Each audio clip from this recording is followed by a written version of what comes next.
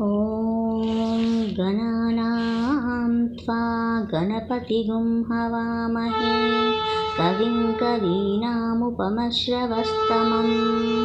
ज्येष्ठराजं ब्रह्मणां ब्रह्मणस्पत आनशृण्वन्नोतिभिः सीदसादनम्। ॐ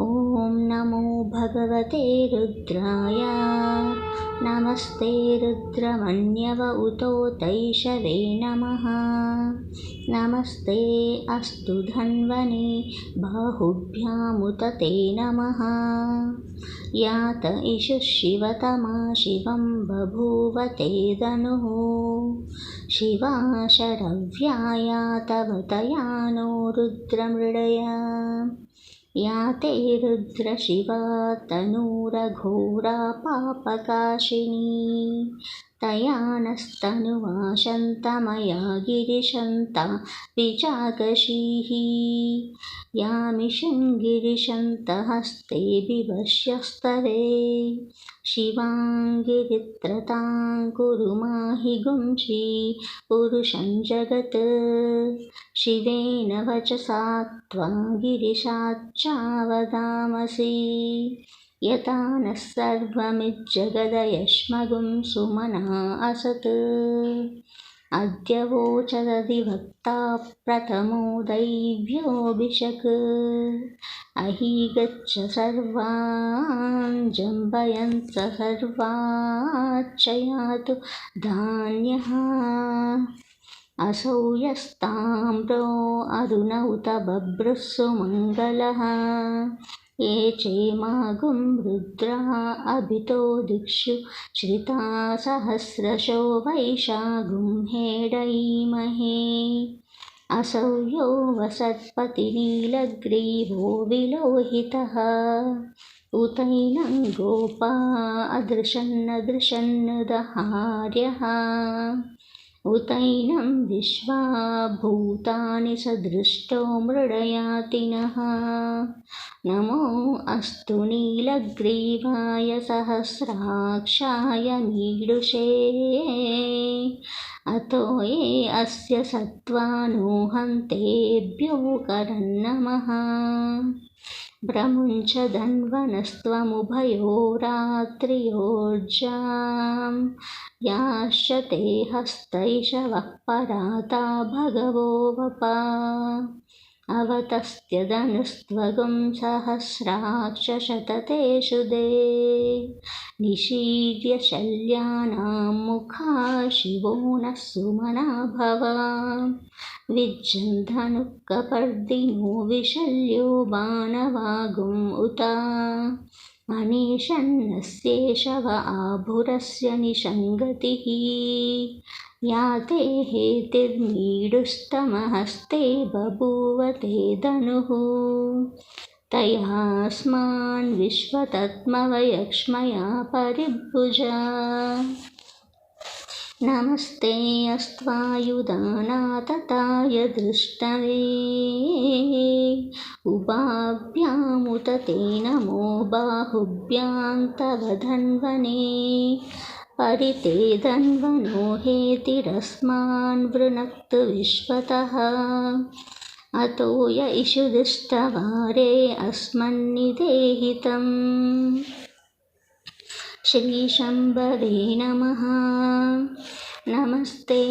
अस्तु भगवन् विश्वेश्वराय महादेवाय त्र्यम्बकाय त्रिपुरान्तकाय त्रिकाग्निकालाय कालाग्निरुद्राय नीलकण्ठाय मृत्युञ्जयाय सर्वेश्वराय सदाशिवाय शङ्कराय श्रीमन्महादेवाय नमः। नमो हिरण्यबाहवे सेनान्ये दिशाञ्च पतये नमो नमो वृक्षेभ्यो हरिकेशेभ्यः पशूनां पतये नमो नमः। सस्पिञ्जराय द्विषीमते पत्तीनां पतये नमो नमो बब्लुषाय विव्याधिनेन्नानां पतये नमो नमो हरिकेशायोपवीतिने पुष्टानां पतये नमो नमो भवस्य हेत्यै जगतां पतये नमो नमो रुद्राय तथा विनिक्षेत्राणां पतये नमो नमः सूताय हन्त्याय वनानां पतये नमो नमो रोहितायस्तपतये वृक्षाणां पतये नमो नमो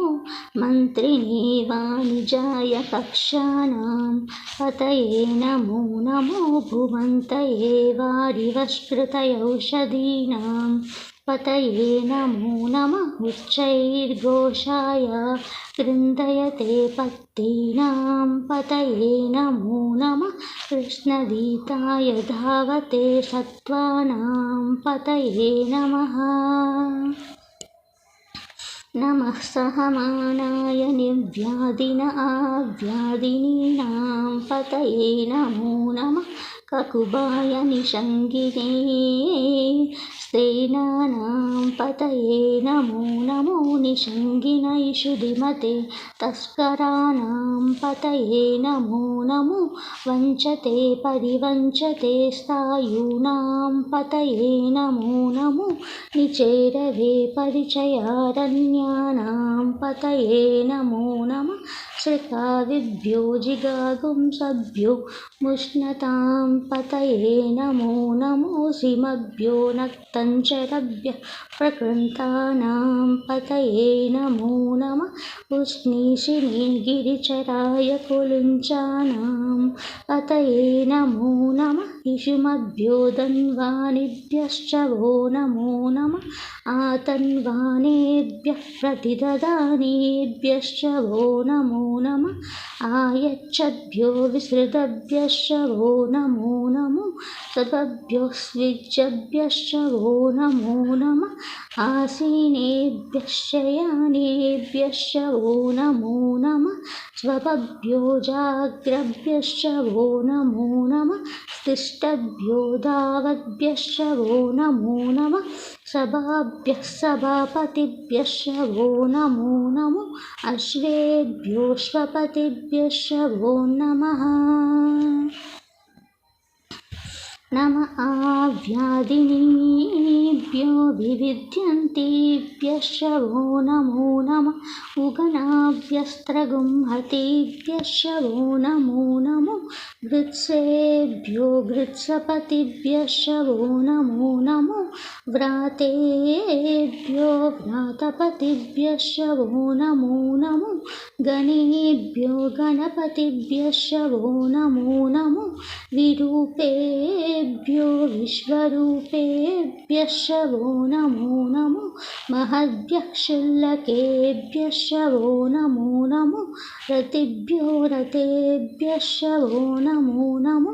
रतेभ्यो रथपतिभ्यश्च वो नमो नमः सेनाभ्यः सेनानिभ्यश्च वो नमो नमः क्षत्रभ्यः सङ्ग्रहीतृभ्यश्च वो नमो नमः तक्षभ्यः रथकारेभ्यश्च वो नमो नमः कुलालेभ्यः कर्मारेभ्यश्च वो नमो नमः कुञ्जिष्टेभ्यो निषादेभ्यश्च वो नमो नमः इषकृभ्यो धन्वकृभ्यश्च वो नमो नमो मृगयुभ्यश्वनिभ्यश्च वो नमो नमः श्वभभ्यश्वपतिभ्यश्च वो नमः नमो भवाय च रुद्राय च नमः शर्वाय च पशुपतये च नमो नीलग्रीवाय च शिधिकण्ठाय च नमः कवर्दिने च व्युक्तकेशाय च नमः सहस्राक्षाय च शतधन्वने च नमो गिरिशाय च शिपिविष्टाय च नमो मीदुष्टमाय चेषुमते च नमो ह्रस्वाय च वामनाय च नमो बृहते च वश्यसे च नमो वृद्धाय च संवृद्धने च नमो अग्र्याय च प्रथमाय च नमः आशवे चाजिराय च नमः शीघ्रियाय च शीभ्याय च नमः कूर्म्याय च वनन्याय च नमः श्रोत्याय च द्वीप्याय च नमो ज्येष्ठाय च कनिष्ठाय च नमः पूर्वजाय च परजाय च नमो मध्यमाय च पगल्याय च नमो जगन्याय च बुध्न्याय च नमः शोभ्याय च प्रतिसर्याय च नमो याम्याय च क्षेम्याय च नमः पूर्वर्याय च खल्याय च नमः श्लोक्याय च वसान्याय च नमो वाण्याय च कक्ष्याय च नमः श्रवाय च प्रतिश्रवाय च नमः आशुसेनाय चाशुरताय च नमः शूराय चाभिन्दते च नमो वर्मिणे च वरुदिने च नमो बिल्मिने च कवचिने च नमः श्रुताय च श्रुतसेनाय च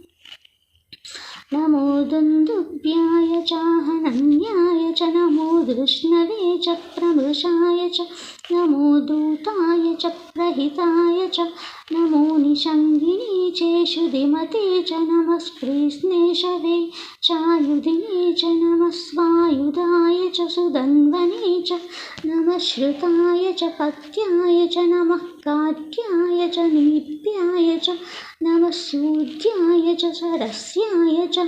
नमो नाड्याय च वैशन्ताय च नमः कूप्याय च वात्याय च नमो हवस्याय च वश्याय च नमो मेघ्याय च विद्युत्याय च नमः हीद्रियाय च पत्याय च नमो वात्याय च रेश्म्याय च नमो वास्तव्याय च वास्तुपाय च नमः सोमाय च रुद्राय च नमस्ताम्राय चारुणाय च नमः शङ्गाय च पशुपतये च नमः उग्राय च भीमाय च नमो अग्रे वधाय च दूरे वधाय च नमो हन्त्रे च हन्यसे च नमो वृक्षेभ्यो हरिकेशेभ्यो नमस्ताराय नमः शम्भवे च मयोभवे च नमः शङ्कराय च मयस्कराय च नमः शिवाय च शिवतराय च नमस्तीर्थाय च कूल्याय च नमः पार्याय च वार्याय च नमः प्रतरणाय च उत्तरणाय च नमः आतार्याय च राढ्याय च नमः षष्ट्याय च फेन्याय च नमः शिकाट्याय च प्रवाह्याय च नमः इरिन्याय च प्रपत्याय च नमः किगंशिलाय च क्षयनाय च नमः कपर्दिने च पुलस्तये च नमो गोस्त्याय च गृह्याय च नमस्तल्प्याय च गेह्याय च नमः काट्याय च गह्वरेष्ठाय च नमो हृदयाय च निवेप्याय च नमः पागुंसव्याय च रजस्याय च नमः शुष्क्याय च हरित्याय च नमो लोप्याय चोलप्याय च नमः ऊर्व्याय च शून्याय च नमः पन्याय च पर्णसत्याय च नमो पगुंभ्रमणाय च चाभिघन्ते च नमो आखिदते च प्रकृदते च नमो वह्किरिकेभ्यो देवानागं हृदयेभ्यो नमो विक्षीणकेभ्यो विचिन्वक्तेभ्यो नमो आतिर्हतेभ्यो नम आमिर्वक्तेभ्यः ड्रापे अन्धसस्पते दरिद्रन्नीललोहिता येषां पुरुषाणामेषां पशूनां मा भेर्मा रोमो येषान् किञ्चनामवत् या ते रुद्रशिवा तनू शिवा विश्वाह भेषजी शिवा रुद्रस्य भेषजी तया नो मृडजीवसे इमागुं रुद्राय तवसे कपर्दिने शयद्वीराय प्रवरामहे मतिं यास्तनश्यमसद्विपदे चतुष्पदे विश्वं पुष्टं ग्रामे अस्मिन्ननातुरं मृडानो रुद्रो तनो वयस्कृदिक्षयद्वीराय नमसा विधेमते यच्चञ्चयोश्च मनुराय जेपिता तदस्याम रवरुद्रप्रणीतौ मानो महान्तमुत मानो अर्भकं मानवुक्षन्तमुत मानवुक्षितं मानो वधीः पितरं मोत मातरं प्रियामानस्तनुः रुद्ररीरिषः मानस्तोके तनये मान आयुषि मानो गोषु मानो अश्वेषु रीरिषः वीरां मानो रुद्रभामितो वदीर्हविश्वमन्तो नमसा विधेमते आराट्टे गोघ्न उत पूरुषग्नि शयद्वीराय सुन्नमस्मे ते अस्तु रक्षा च नो अधि च देवः ब्रूह्यता च न शर्म यच्चञ्च द्विबर्हाः स्तुहि श्रुतं गर्तसदं युवन आमुग्रहन्न भीममुपहन्तुमुग्रं मृडाचरित्रे रुद्रस्तवनो अन्यन्ते अस्मन्निवपन्तु सेनाः परिणो रुद्रस्य हेतिर्भृनक्तु परित्वेषाय दुर्मतिरगायोः अवस्थिरामगवद्भ्यस्तनुवामीडुस्तवतोकाय तनयाय मृडया मीडुस्तम शिवतमा शिवो नः सुमना भवा परमे वृक्ष आयुधन्निदानकृत्यं वसान आचर पिनाकबिभ्रदागहि विकिरिदविलोहित नमस्ते अस्तु भगवः यास्ते सहस्रगुंहेतयोन्नस्मन्निवपन्तु ताः सहस्राणि सहस्रदा बाहुवोत्सवहेतयः तासामीशानो भगवः पराचीनमुखाकृते सहस्राणि सहस्रशो ये रुद्रा अधिभूम्यां तेषागुं सहस्रयोजनेव धन्वानि तन्मसि अस्मिन् महन्तर्यवेऽन्तरिक्षे भवा अधि नीलग्रीवाशितिकण्ठा शर्वादः क्षमाचराः नीलग्रीवाशितिकण्ठा देवागुं रुद्रा उपस्थिराः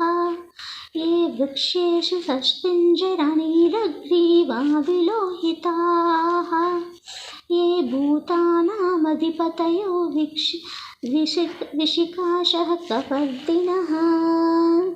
ये अन्येषु विविद्यन्ति पात्रेषु पिबतो जनान् ये पतां पतिरक्षया आलिभृतयव्युधः ये तीर्थानि प्रचरन्ति श्रिकावन्तौ निषङ्गिनः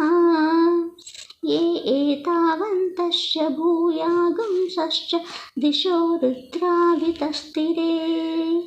तेषागुं सहस्रयोजनेव धन्वानि तन्मसि नमो रुद्रेभ्यो ये पृथिव्यान्येऽन्तरिक्षे ये दिवि येषामन्नं वातो वशिम सस्तेभ्यो दश प्राचीर्दश दक्षिणा दश प्रतीचीर्दशोदीचीर्दशो वास्तेभ्यो नमस्ते नो मृडयन्तु ते यन् विशामो याश्च नो द्वेष्टितम्बो जम्बे ददामि त्र्यम्बकं त्र्यम्बकं सुगन्धिं पुष्टिवर्धनम् उर्वारुकमिव बन्धनान् मृत्योर्मुक्षीयमामृतात् यो रुद्रो अग्नौ यो अप्सुय औषधीषु यो रुद्रो विश्वभुवनादिष्वेश तस्मै रुद्राय नमो अस्तु तमुस्तु हि यविषुदिस्त्वा यो विश्वस्य क्षयति भेषजस्य यक्ष्वामहे सौमनसाय रुद्रनभो अभिर्देवामसुरान्धुवस्य अयं मे हस्तो भगवन्मयं मे भगवत्तरः अयं मे विश्वभेषजो यगुं शिवाभिमर्शनः एते सहस्रयमुतत्पाशं मृत्योमध्याय हन्तवे तान् यज्ञस्य मायया सर्वानयजामहे मृत्यवे स्वाहा मृत्यवे स्वाहा ॐ नमो भगवते रुद्राय विष्णवे मृत्युर्मे पाहि प्राणानां गन्तिरसि रुद्रो मा विशान्तकः।